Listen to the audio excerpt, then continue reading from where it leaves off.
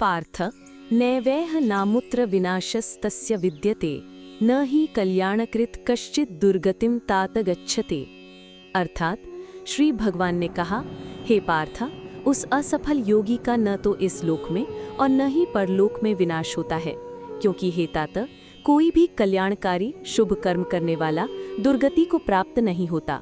ये श्लोक अर्जुन की चिंता का सीधा और स्पष्ट समाधान है। कृष्ण उसे पूर्ण आश्वासन देते हैं। एक पूर्ण आश्वासन, न इह न अमुत्र विनाशः। कृष्ण अर्जुन के सबसे बड़े भय को तुरंत शांत करते हैं।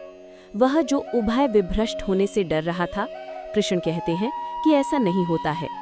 न इह विनाशः, उसका इस लोक में विनाश नहीं होता है।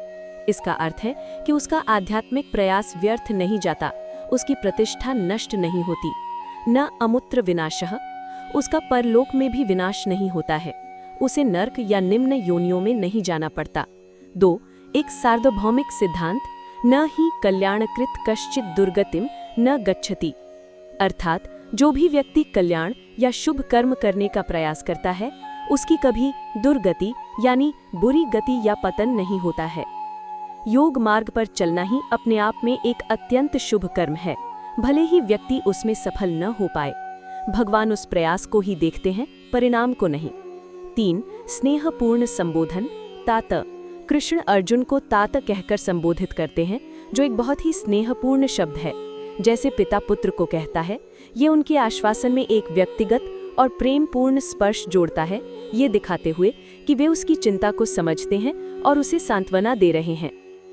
श्लोक का सार, ये श्लोक आध्यात्मिक मार्ग की एक दिव्य बीमा पॉलिसी है।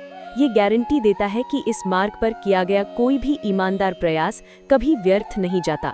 असफलता जैसी कोई चीज नहीं है, केवल प्रगति में देरी हो सकती है। जो भी अच्छाई के मार्ग पर एक भी कदम बढ़ाता है, भगवान उसकी रक्षा करते हैं और उसका कभी पतन नहीं होने देते।